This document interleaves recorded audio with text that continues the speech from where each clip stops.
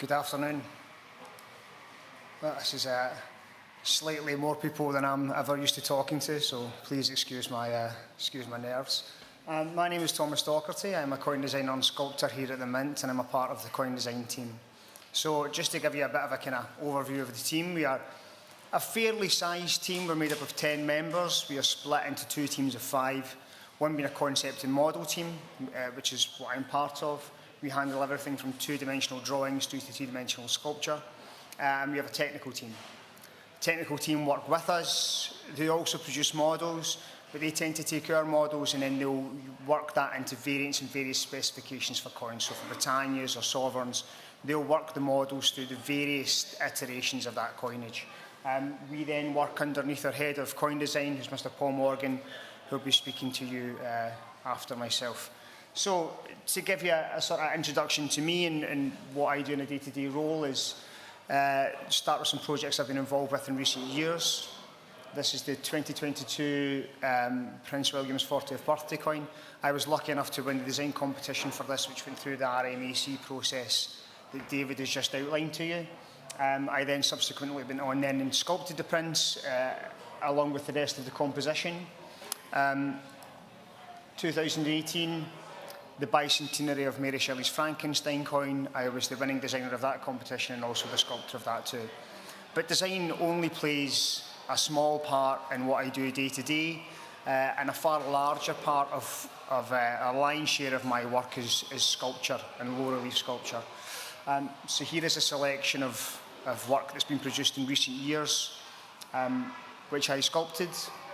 And the reason that we sculpt other people's designs is that often a designer or an artist or a painter would be commissioned or would be the winner of a competition, a UK design competition, but they may not have the skills and experience necessary to produce a low relief model, and especially to the types of specifications and tolerances that we require for coinage. So a big part of that skill and experience lies in not only being able to capture a likeness and details and textures and little points of designs, but it's also about trying to create a sense of depth in a sculpture. So a lot of the time for things like here, we would usually work to around 0.15 to 0.3 millimeters in height for a model, and trying to get a sense of perspective or depth into that model when you've got such a small space to work with is really where the sort of trick and the experience comes in the role. So what you can see here is some pieces from Royal Tudor Beasts. We've got Harry Potter, Dumbledore, Mary Anning Dinosaur Collection, Sovereign, and I believe these are all released in recent years, and I was happy to, I'm very proud to have worked on them all. So as you can see, through the department, through coin design as a department, we work on a large number of projects, but a very wide variety of subject matter, which is one of the really interesting parts of the role. But one of the largest and most prestigious and most important projects that's come through the department in recent years has been the change of monarch. So following the passing of Queen Elizabeth II, we needed a new obverse in the coinage of King Charles III. And it's this project I'm going to give you a little bit of an insight into today, and as much as I can in the next 10 minutes or so, and it will form the remainder of the talk. This is Martin Jennings. Martin Jennings is the designer and the sculptor of Charles III's effigy as used on coinage. Martin works largely in 3-dimensional sculpture, figurative sculpture, portrait busts, as well as letter design, letter cutting, also in calligraphy. So this project really brings together a lot of his interests and expertise and experience into one product.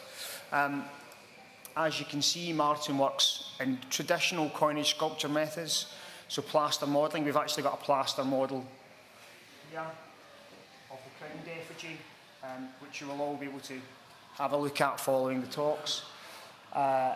This is something that we as a team used to work on when I first started at the Mint, so 19 years ago now. It was all traditional sculpting, so all plaster sculpting, clay sculpting. In recent years, maybe the last 7 or 8 years, we've moved to predominantly digital sculpting. But Martin works traditionally, and part of the process is for them to turn this into a coin is to digitise this. What you can see in these little black dots that are placed around the effigy are a way for our laser scanning machines to denote a boundary of where they should scan. Our laser scanners can then take a number of images, collate them to make a digitised relief file for us to then go and work with.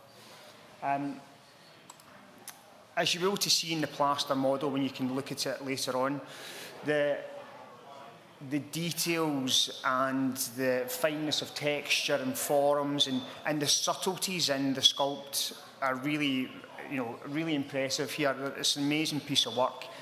And it's these details, these subtleties, these textures that's massively important for us to carry through, not only to remain true to Martin's sculpture, but also to maintain the likeness in the effigy. And also, it's how we look at that, not only to maintain it, but also to bolster it and enhance it so that it will carry through production methods into striking coins, especially when you're looking at circulation coinage, which will inherently take a lot more battering from being in and out of pockets and spent as change, and how do we carry all of that through?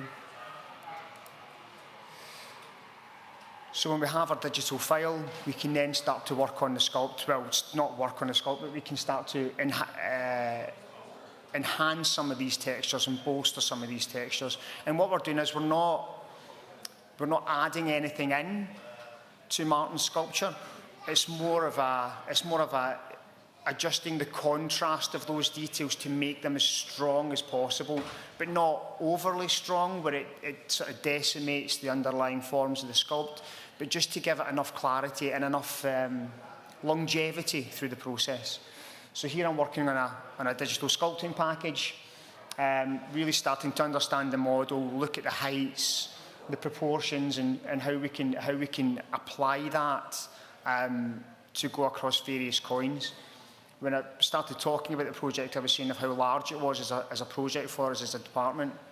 And part of that is when you change the effigy, we're looking at changing in excess of 100 products. So it's a lot of things they have to go over. And they could range from, coins from 100 millimeters down to 7 millimeters. So how do you take one model? How do you treat that to get as much impact and as much statement out of that model across a wide spectrum of diameters, and not only the diameters, but what materials the coin struck in, from plated steel, where you have a lot lower relief to work with because it's a harder material, to gold, silver and platinum, where you can really start to play with that relief height and get as much punch out of it as possible. This next image then is the sort of thing that we would see then on screen. So this is when the model has been taken, it's been treated for heights, and we've also looked to enhance those textures. So what you can see is really trying to carry as much of that through as possible. And at risk, it can look maybe ever so slightly over-egged in this image. But what goes through to dies at size is really just carrying as much of this through as we can to give it to remain that lightness. And the texture of the plaster that you can see in the face around the skin, that's really key for us to carry through as well, to really show Martin's way of working and the processes. And when we have the portrait and it's been mastered and it's been worked and applied to sizes, that's only one part of a coin's design. Especially an obverse design, a large part is an inscription. Inscriptions can take many forms. They may have a year date, they may have a denomination. For bullion coinage, they may have a weight of the coin as well as the alloy that the coin's been struck in. And the image that you can see on the right-hand side of the screen is Martin Jennings' original hand-drawn lettering for his inscription, which is an amazing piece of reference for us, and this is what we would work with then. So for maybe one-off coins, we could then digitize this lettering and use that. But for something that's going to be used so widespread over so many products, a big part of it for us is having something that's adaptable, that can change year on year as far as year dates and denominations, and we can alter the inscriptions. So it was about picking lettering in a typeface that was sympathetic to his drawing, but that we could work with day to day. So I worked quite closely with Martin on this, and I supplied a whole range of typography and type options to look at inscriptions. And this was a short list of what we got down to. So the image in the top left of the screen is his original drawing, and then the remaining 5 were the short list of typefaces. Now we look at them in this kind of monotone pattern of a silhouetted effigy and the black lettering, because it really helps us to identify the negative space around the lettering, around the effigy, and how you balance the weight of those two things working together. And it is a balance. It's about getting something that's the right shape, that has the right weight and the right amount of field or table area around it. Martin had drawn his letters with a slight flare on the ends of them, which is kind of technically known as a glyphic serif. So I supplied him with a number of glyphic serif typefaces, and we went through them. So even if you look at here, so the top middle option compared to the top right, you can really see the difference in the lightness of the text on the right and how much that kind of makes the effigy look heavier and the balance of the weight there. So it's little things like that we're playing with. Also the spacing, the bottom middle option takes up a lot more space, part of the ring inscription, for the same size of type. So how do we make that work, and how is that going to work in conjunction with the effigy? When we had a chosen option, which was top middle, which was the Beaufort Pro, it was then time to go and start to see how that would look across a variant of coins. So everything from a £2, £5 up to, I think here we've got £7,000 and £15,000.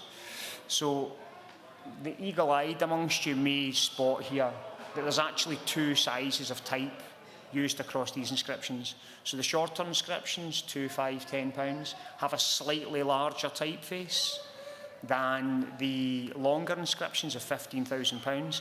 And this is to ensure that the proportion of the space in that ring that's taken up with the inscription remains consistent across them all. So if we'd used only the smaller typeface, the shorter inscriptions would leave far more negative space. But if we'd used a larger one, you'd have to make everything so much more tighter in the lettering to make it fit. And that would then throw off this idea of negative, positive space balance in the composition. So it's a very small change, but something that has to be considered if you really want the coins to look like a family, like a continuity of obverses, which we obviously did. The only thing that Martin wasn't so keen on the typeface was the numerals. So these are the numerals for the typeface. And as you can see, the 2 and the 3 in particular are really curved at the top. At the bottom of the 3, the 5 has a slight upkick on the top line of the 5. The leg of the 7 flares out quite dramatically at the bottom. And the 0, is ever so slightly narrower when compared with some of the rounder numbers like the 8 and the 9. So rather than us going back and really trying to readdress the entire lettering part of the project, I suggested to Martin, well, why don't we make custom numerals to go in the coins, giving them, you know, an additional element of sort of separation from anything else and something that's a bit kind of custom and unique. He decided that he agreed that this was a good path to go down, and then subsequently produced a drawing for me to work to. So as you can see, the top of the 2 has been cut off quite dramatically. The serif in the top of the 1 has been removed entirely and instead replaced with this little kind of glyphic flare coming off the top line. The 5 has removed the flare from the top but instead added it to the bottom. The 7 has completely lost the kick from the bottom of the upright and been made narrow, and the 0 is ever so slightly wider. It's little details, but it's things like that that can really complement it when it's sitting on the coin and not overly fuss the composition. And then here, in fact, if I flick back and forth quickly, I don't know if you're able to see it, but I'm pretty sure I produced the new numerals, and the 2, we actually went back and revised again because the 2 had been shortened too much. So we'd done it to the drawing, but then it was moved ever so slightly back out, so it was a little bit longer again. And then when we had the numerals, and we had the inscriptions, and we had the lettering dialed in, and we had the effigy prepared and mastered for coinage, it's at this stage then that we can go and we can make laser dies. We can cut dies, which we then go on to strike coins. So what you can see here is a proof or a collector specification die. You can tell that by the frosted texture on the relief and on the lettering and the polished table. And when we get to that stage, we can strike commemorative coins that you may want to add to your collections, through to bullion coins that you may choose to invest in, and finally onto the circulation coins that you will find in using your change every day. And that kind of gives you a 10-minute overview of quite an intense project. I kind of hope that sums it up. Thank you very much, and I will pass you on to the head of coin design, Mr. Paul Morgan, for the last talk.